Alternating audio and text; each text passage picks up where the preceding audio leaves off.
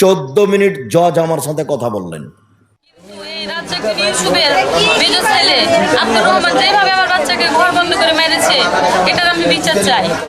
ঘটনার পর রামিমের বাবা মামলা করতে চাইলে আব্দুর রাজ্জাক বিন ইউসুফ বলেন, মামলা করলে তার ছেলে ধ্বংস হয়ে যাবে। আর সুনামগঞ্জ কোর্টে যখন আমি দাঁড়ালাম, তখন সুনামগঞ্জ কোর্টের জজ আমাকে বলছেন, মামলা ছাড়াই আপনার সাথে আমার কয়েক মিনিট কথা আছে। এই উকিল, কেউ তার সাথে কথা বলবেন না, তাকে কেউ বিরক্ত করতে পারবেন না। 14 মিনিট জজ আমার সাথে কথা বললেন। আসসালামু আলাইকুম বন্ধুরা, আশা করছি সবাই ভালো আছেন। বন্ধুরা, আজকের এই ভিডিওটা নিয়ে আসছি আমাদের এই বাংলাদেশেরই একজন শায়েখ আব্দুর রাজ্জাক বিন ইউসুফকে নিয়ে। কারণ দেখেন, আমরা ইতিপূর্বে দেখেছি যারা ভালো ভালো আলেম তারাও হয়তো দেশে থাকতে পারছে না, না হলে তাদের বিরুদ্ধে এমন কিছু মামলা দিচ্ছে যার কারণে তারা কিন্তু ঘর ছাড়া আজ। তো দেখেন, ডক্টর জাকির নায়েক স্যার, মিজানুর রহমান আজহারি, তারা কিন্তু দেশের ভিতরে টিকতে পারেনি। কিসের জন্য টিকতে পারেনি? কারণ তারা 70 দিন প্রচার করে যাচ্ছে, যার কারণে। ঠিক তেমনই দেখেন, আমাদের এই বাংলাদেশেরই একজন শায়েখ আব্দুর রাজ্জাক বিন ইউসুফ, তিনি বর্তমান সময়ে বাংলাদেশের ভিতরে যত প্রকার শিরিক আছে, বেদাত আছে, তিনি কিন্তু এই বিষয়ের উপরে খুবই গুরুত্বপূর্ণ কিছু বক্তব্যগুলো উপস্থাপনা করছে। যার কারণে দেখেন, শায়েখ আব্দুর রাজ্জাক বিন ইউসুফের ছেলের বিরুদ্ধে সামান্য একটা ঘটনাকে পুঁজি করে কিন্তু মামলার হুমকি দিচ্ছে, এবং শায়েখ আব্দুর রাজ্জাক বিন ইউসুফের বিরুদ্ধে কিন্তু বিভিন্ন জায়গা থেকে বিভিন্ন মামলা দিচ্ছে। তো দেখেন, এগুলোর মূল কারণ হলো যে বাংলাদেশের মধ্যে যে সহি দিন প্রকাশ করছে, আসলে কিছু কিছু মানুষের কিন্তু সহ্য আছে না, তাদের ব্যবসায় কিন্তু ভাড়া পড়ে গিয়েছে, যার কারণে তারা কিন্তু এই কাজগুলো করতে বাধ্য হচ্ছে। তা চলুন বন্ধুরা, আমরা আমাদের প্রিয় শায়েখ আব্দুর রাজ্জাক বিন ইউসুফের মুখে শুনে আসি যে মামলার বিষয়টা। তো চলুন শুরু করা যাক মূল ভিডিও। ওখানে 2 থেকে 3 ঘন্টা অজ্ঞান হয়ে পড়েছিল ওখানে। ঘুরতে পাঠিয়েছিলাম ওখানে, কিন্তু এই রাজ্জাক বিন ইউসুফের মেজ ছেলে আব্দুর রহমান যেভাবে আমার বাচ্চাকে ঘর বন্ধ করে মেরেছে, এটার আমি বিচার চাই। ঘটনার পর রামিমের বাবা মামলা করতে চাইলে আব্দুর রাজ্জাক বিন ইউসুফ বলেন, মামলা করলে তার ছেলে ধ্বংস হয়ে যাবে। ওয়ালাইকুম আসসালাম। জি স্যার। তো শেষ কথা আপনার সাথে বলি। জি স্যার। জি, তো ছেলের ধ্বংস কামনা করিয়েন না। করেছি। আপনি কি এইটার প্রতিশোধে মামলা না না না, এটা প্রতিশোধে কিছু না, জাস্ট আমার ছেলের সাথে অন্যায় হয়েছে, আমি ন্যায় বিচার চাচ্ছি, তাছাড়া কিচ্ছু না ওস্তাদ জি। আচ্ছা, তো এখন ন্যায় বিচার কোথায় নেবেন? জি ওস্তাদ জি, আমার কথাটা কেউ বুঝতে পারছে না তাহলে তো আমি তো আর এত কথা আপনার সাথে বলে আর হিসাব করতে পারলাম না। ঠিক আছে, আল্লাহ এর ব্যবস্থা করে দিবে, আপনি মামলা চালান। আসসালামু আলাইকুম। আমাদের এলাকায় গাভী পেশাব করলে সবাই কাপড় জমা করে নেয়, দূর দিয়ে হাঁটে, তার মানে গাভীর পেশাব থেকে বেঁচে থাকার চেষ্টা করে। এইখানে এই এলাকায় বলেছিলাম যে গাভীর পেশাব, 1 বালতি গাভীর পেশাবে কাপড় ভিজিয়ে নিয়ে সালাত আদায় করলেও কোনো সমস্যা নেই।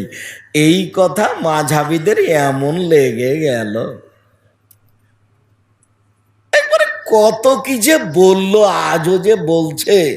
ছি ছি ছি ছি ছি ছি, এ কি মৌলানা মানুষ বলছে যে গাভীর পেশাবে কাপড় ভিজিয়ে নিয়ে সালাত আদায় করলে কোনো সমস্যা নেই। আমি আসলে মূলত এটা বলতে চাইনি, আমি বলতে চেয়েছি যে মানুষের পেশাব এত ভয়াবহ, সালাত হবে না, কবরে শাস্তি হবে, এটা ছিল আমার মূল কথা। কিন্তু আমি গাভীর পেশাব থেকে মানুষ বাঁচার চেষ্টা করছে, অথচ গাভীর পেশাব লেগে গেলে সালাত হবে। তো আমি ওটা জোর দিয়ে বলতে গিয়ে বলেছিলাম যে 1 বালতি পেশাবে, গাভীর পেশাবে কাপড় ভিজালেও সালাতের কোনো সমস্যা নেই। আসলে ঘটনা আমি এটা বলতে চাইনি, আমি পরিস্থিতিতে বুঝাচ্ছিলাম। বলার সময়তে এই কথা যে তারা এইভাবে ধরে নিবে তা আমি কোনোদিন বুঝতে পারিনি। এখন যখন আমি সিলেট সুনামগঞ্জ কোর্টে উঠলাম, ওই যে 5,000 কোটি টাকা জরিমানা আমার ওপরে, কেন? আমি রবীন্দ্র ঠাকুরের অপমান করেছি, রবীন্দ্রনাথ ঠাকুরকে। কেন? আমি নজরুল ইসলামকে অপমান করেছি। তো আমার উপরে কিসের মামলা হয়েছে?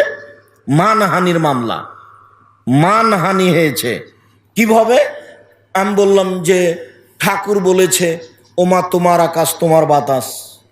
তখন ঠাকুর তো কালিমাকে বলছে, আপনি তো আর এটা জানেন না, আমার সোনার বাংলা আপনি তো দিনরাত বলছেন, কিন্তু আপনি তো জানেন না যে ঠাকুর কিভাবে বলেছে।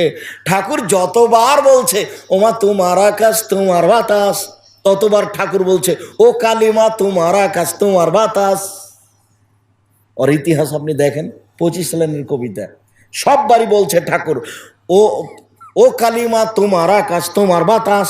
তখন আমি বলেছি তোর বাপের আকাশ। তো এতে ঠাকুরের অপমান হয়েছে, তো আমি মানহানি করেছি ঠাকুরের। এবার কবি নজরুল ইসলাম বলছেন মসজিদের পাশে কবর দিও ভাই, তাহলে এই গুনাহগার কবরের শাস্তি হতে পাইবে রেহাই। তখন আমি বলেছি মসজিদের পাশে কেন, আপনার বাপের কবর কাবা ঘরের নিচে হলে হবে না, কর্ম অনুমতি বিচার হবে।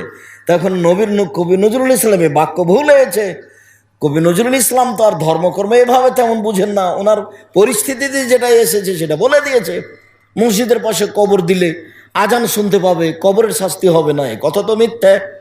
আমি এ কথা যখন বলেছি তখন নজরুলের মানের হানি হয়েছে, তাই মামলা করেছে সুনামগঞ্জ কোর্টে যে উনি মানের হানি করেছেন, 5,000 কোটি টাকা জরিমানা। এখন 5,000 কোটি টাকা দিয়ে আমাকে আসতে হবে।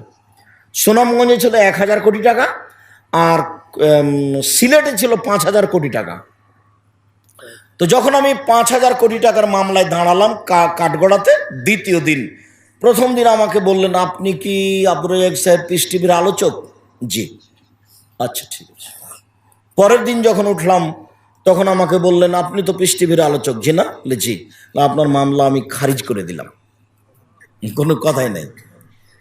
আর সুনামগঞ্জ কোর্টে যখন আমি দাঁড়ালাম তখন সুনামগঞ্জ কোর্টের জজ আমাকে বলছেন মামলা ছাড়াই আপনার সাথে আমার কয়েক মিনিট কথা আছে। জজ তখন আমার সামনে কথা বলতে লাগলো, আমাকে উকিল বলে রেখেছেন। শোনেন, চিরদিন কিন্তু আপনি আমার নেতা, আজকে আমি উকিল বলছি আমি হচ্ছে আপনার নেতা, আমি কথা না বলা পর্যন্ত আপনি মুখ খুলবেন না। হাকিম মানে কি, জজ মানে কি, ওদের ক্ষমতা অনেক বেশি, যেটা বলে দিবে সেটাই ফাইনাল, আপনি মুখ খুলবেন না, ও যাই বলুক। জজ গালি দেখ মন্দ দেখ কিছু বলুক, আপনি চুপ থাকবেন, খালি শুনবেন কি বলছে। এখন জজ আমাকে বলতে লাগলো যে আপনি বলেছেন এক বালতি গাভীর পেশাবে কাপড় ভিজিয়ে সলাত আদায় করলে কোনো সমস্যা নেই। আপনি বলেছেন মোহাম্মদ সাল্লাল্লাহু আলাইহি ওয়াসাল্লাম তার স্ত্রীকে নিয়ে গোসল করছিলেন, তাদের পরনে কোনো কাপড় ছিল না। আমি কিন্তু বলেছি যে বিবরণে বোঝা যায় তাদের পরনে, উভয়ের পরনে কাপড় ছিল না।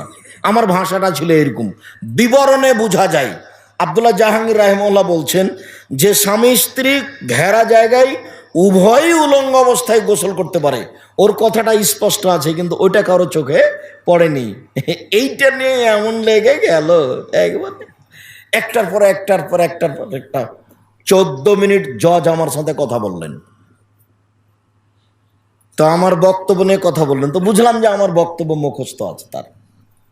তারপর বললেন যে আপনি যে এই কারণে এখানে এসেছেন আমার মনে হয় না, আমার মনে হয় অন্য কোনো কারণ আছে যার কারণে আপনি এই এতে কোর্টে কাঠগড়ায় উঠেছেন।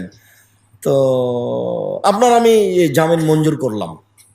এই উকিল, কেউ তার সাথে কথা বলবেন না, তাকে কেউ বিরক্ত করতে পারবেন না।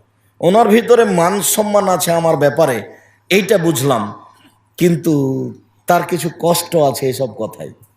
আসলে কথা সত্য, কিন্তু ও নিজেও মাঝাবি মানুষ। কথা সত্য হলে কি হবে, কিন্তু ও তো মাঝাবি, ও তো বুঝলো যে এগুলো সত্য নয়। ছি ছি ছি ছি, এটা কথা হলো নাকি? মোহাম্মদ সাল্লাল্লাহু আলাইহি ওয়াসাল্লাম তার স্ত্রীকে নিয়ে উলঙ্গ অবস্থায় গোসল করছে, তার মানে এই কথা খুব খারাপ লেগেছে তার কাছে। অথচ সহিহ ইবনে হিব্বানের সহিহ হাদিস, ঘেরা গোসলখানা থাকলে সেটা পারিবারিক ব্যাপার, তাতে অজুরও কোনো সমস্যা হয় না। আপনি অজু করার পরে খালি হয়ে আপনি গোসল করলেন, গোসলখানায় গোসল ঘেরা আছে, তখন কোনো সমস্যা নেই, অজুও নষ্ট হবে না। তো যাই হোক, ঘটনাটা আমার মনে পড়লো যে আমি বক্তব্যটা এখানে দিয়েছিলাম। এই কথায় এখনো কত কঠিন হয়ে ঘুরে বেড়াচ্ছে, অথচ আমি এটা বলতে চাইনি যে এক বালতি গরুর পেশাবে কাপড় ভিজিয়ে সলাৎ চলবে। মূলত এটা কথা ছিল না, মূলত কথা ছিল চাঁপাইনবাবগঞ্জের মহিলারা, আমাদের দেশের মহিলারা বাড়ির পিছন দিকে গিয়ে সমতল জমিতে পেশাব করতে বসে, পেশাব যে ছিটে এসে কাপড়ে লাগছে, গায়ে লাগছে, এটার কি হবে? এটা খুব ভয়াবহ, এটা ছিল মূল কথা। তো দেখেন শায়েখ আব্দুর রাজ্জাক বিন ইউসুফ কিন্তু তিনি চায় যে বাংলার মাটিতে সঠিক ইসলাম প্রতিষ্ঠিত হোক, যাতে করে মানুষ বুঝতে পারে এবং আমরা যে রাসূল সাল্লাল্লাহু আলাইহি ওয়াসাল্লামের নামে যেগুলো ইবাদতের নামে যেগুলো বেদাত করছি, এই বেদাত থেকে আমরা কীভাবে ফিরে আসতে পারি, বা যে শিরকগুলো আমরা করছি এই শিরকগুলো থেকে আমরা কীভাবে পরিত্রাণ পেতে পারি, সেই দিকটা খেয়াল রেখে কিন্তু শায়েখ আব্দুর রাজ্জাক বিন ইউসুফ তিনি প্রতিনিয়ত চেষ্টা করে যাচ্ছে, অথচ আমরা কি করছি, তার বিরোধিতা করছি। তো বন্ধুরা, আমরা সবাই চেষ্টা করব যাতে করে আমরা সত্যের সাপোর্টার হতে পারি। আর আমরা যদি কখনো সত্যের বিরোধিতা করি তাহলে কিন্তু কখনো আমরা সেখান থেকে সফলতা আশা করতে পারবো না। তো এই ছিল আজকের ভিডিও, দেখা হবে অন্য কোনো ভালো একটি ইসলামিক ভিডিওতে।